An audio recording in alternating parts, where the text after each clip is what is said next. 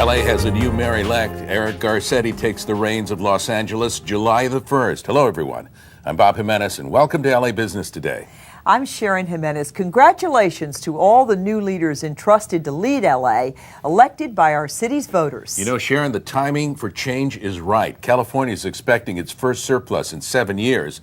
The bad news is the state is still $94 billion in debt. Bob, the trick is the state has to be more careful how it spends, while business leaders and activists push lawmakers to come up with fresh ideas to build jobs. LA's celebrity industry is a job creator. We have the senior interactive online editor of newbeauty.com on our show today. Innovative real estate marketing is another growing business in LA. We have an expert at staging and preparing homes for sale with an interior design niche, making this small business leader a success in the tough game of moving residential real estate. Beautiful people and beautiful homes. LA's future is still about the bold and the beautiful.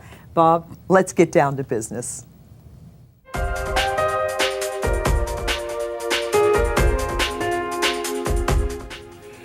Stephen Aaron is selling houses right here in Los Angeles with his own niche for beauty, coming into the LA housing market with a background in interior design. He is now a broker and associate manager of Keller Williams Beverly Hills. I want you to meet him. Stephen Aaron, welcome to LA Business Today. Thank you. Love Thanks this for look having me. because you're sort of already a walking advertisement for sophisticated fashion, right? Thank you. Thank you. And it goes along with what you do. We're going to get into what you do and this special sort of technique that you employ in selling real estate. But let's talk about the overall story of real estate. We understand that we've got a bullish market again. A lot of competition. Yes. Housing prices in LA are inching upward. True or false? Yes, that's very, very true. You know, a real estate market is determined by supply and demand. So right now we have a market where there's low inventory. There are a lot of buyers out there. Money is cheap. And, you know, we've seen a lot of the distressed properties go away. So it's creating a bit of a frenzy. Okay. How does it work? With cheap money, you're able to buy more houses. Stock goes down, which makes it more desirable. Prices go up. How long are we going to see low interest rates? That's hard to say. It really depends on what the government decides to do as far as, you know, mitigating the overall economy and as well as dealing with potential inflation. So, but what's important to know is that as interest rates do inch up, that does affect buying power because it affects your monthly payments. Sure, and those banks are going to be tighter on who qualifies Right. and who doesn't. They already are, you know, after this recession that we're sort of inching out. Are we inching out? Do you feel that there's light at the end of the tunnel here? Yes, absolutely, because a lot of people have come out of the woodwork. I think that the buyer confidence is back, and a lot of people are out there buying real estate because they know that they missed the bottom. Okay. So what areas are moving in LA? I imagine the high-end neighborhoods are moving faster than the lower end? Well, it's straight across the board. There is a shortage of inventory. But that being said, you know, there's a lot of neighborhoods that people are starting to get priced out of. So it's the adjacent neighborhoods that are seeing some real significant appreciation based on the fact that the buyers are having to move into those areas. LA has always been kind of strange when it comes to real estate because of the desirability, I guess, to come to Los Angeles. Housing prices have always been inflated. Is there a nexus between a good, sound, steady market, real estate market, and a good economy?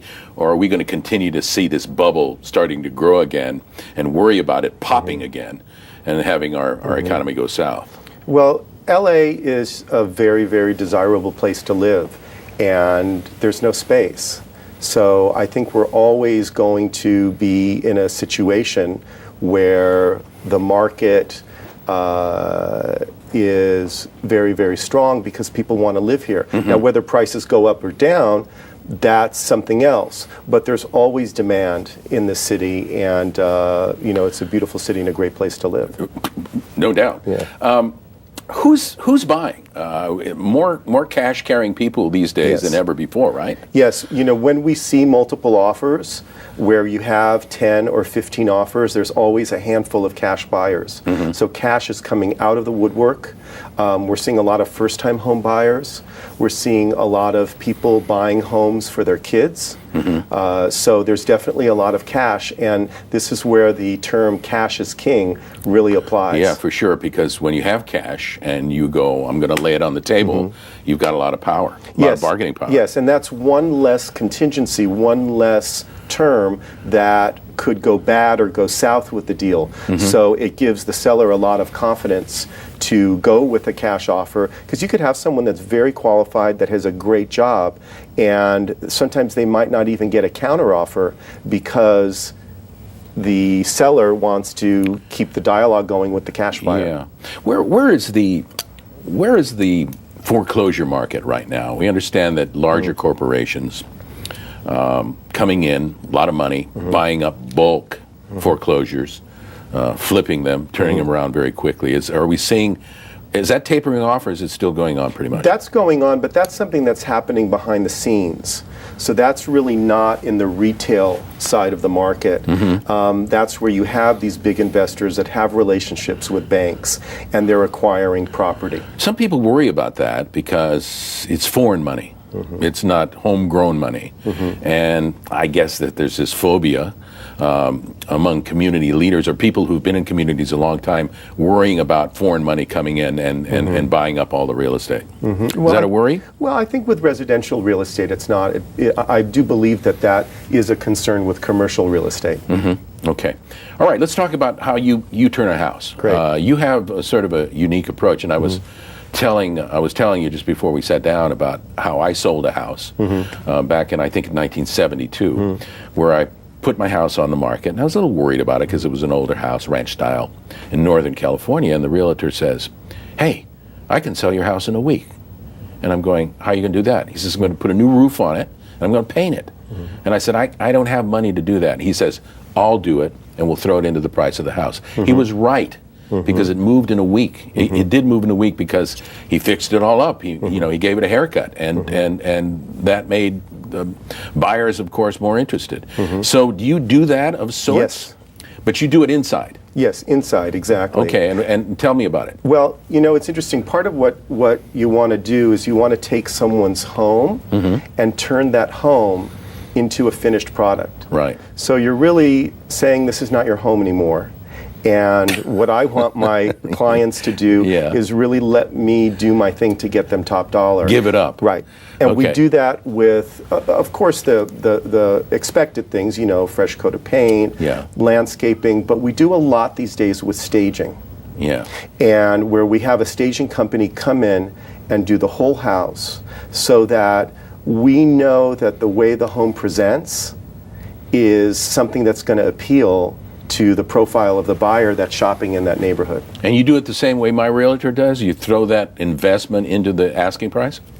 Because you obviously have to get your money out of it, right? Yes, well, what happens is it allows you to get the high end of the value range. Okay. So yes, if you spend, let's say, $20,000 on getting your home ready, that $20,000 can net you $100,000. Wait a minute, let's back up. Who pays for the 20 grand? Is it the seller or you? The seller. Oh, the seller pays for it. It's not the realtor people that Correct. invest. The seller pays for it. Okay, well, suppose they don't have the 20 grand. What do they do then? Well, you do whatever you can in terms of helping them have the house be as presentable as possible. If they don't have the money, then we do the minimal amount. We edit their stuff. We make sure that that it's not cluttered, that it's depersonalized, and so that the house will be attractive. But price is the key. So if you have a home that doesn't quite have that edge, then you have to compensate by having the right price, because it's the combination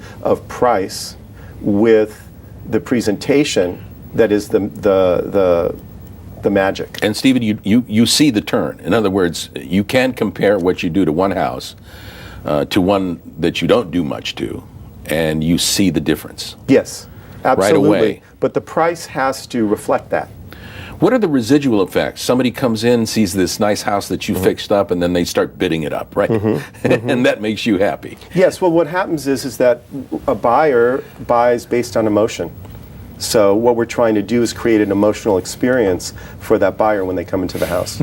It's all about impressions and emotion. You know, this is called emotional intelligence because, and I've done a lot of study of this, where about 80 to 90% of our decisions are based on our emotion, not intellect. Smart people smoke cigarettes. You know, so it's an emotional thing that they get That's into, right. and that's what you kind of rely on.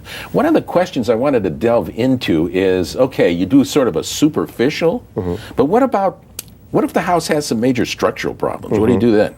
Well, there's a part of the process in the escrow is that the buyer does their inspections, Right. and then anything that comes up that needs to be renegotiated. So you put a little fountain out in front, paint the house, do the interior. Do you ever put furniture in it? Yes. Okay. Yes, well, that's the staging. The staging is, okay. yeah, the staging is furniture, artwork. It's doing the whole house from top to bottom. And does that sell with the house, or do you have to take that out No, later? that usually there's like a 3-month contract with the staging company. I got you. So they come in, I work with them, I tell them exactly what is the style or the feeling that we want to achieve.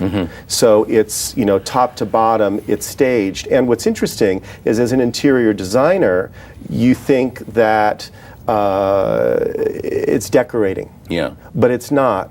Staging is marketing, and it's set design. Yeah. And there are things that you would do with staging that you wouldn't do for everyday living to make it present a certain way. Is this relatively new in the real estate market? Is this your own idea, or was this something you borrowed on, or saw this evolving slowly as you got into this? Well, how this really came about was I started to work with investors at the bottom of the market where they were buying foreclosures Yeah. at the courthouse steps. And so, you know, we would walk into a house and they would be buying it pretty much sight unseen. Yeah. So we would have to make that house look lived in, go through it, renovate the kitchens, the bathrooms.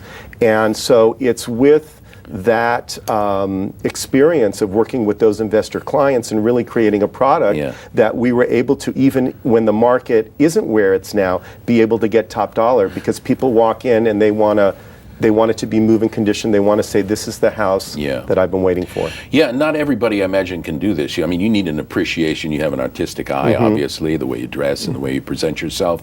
Not everybody, in other words, not every real estate agent can Right. say, I can do that. Right. Can they? No, Because but- you can fall on your face, right? But what it is it's really approaching it from a business point of view, is what it's about. It's a business point of view. You're creating a product to put on the market, Right. so you have to know who your audience is. Gotcha. You never have a situation where the seller goes, I changed my mind, I love this house now. Well, what happens is, when it gets done, they're like, why am I selling? This looks so gorgeous. It happens all the time. Stephen, Aaron, thanks very much for sharing this absolutely unique approach. As I say, early on in my life, I've had vestiges of this, but not to the degree that you go to. Good job. Come back and see us again and tell us how the market's up doing again, all right? I will. Okay. Thanks for having all me. right.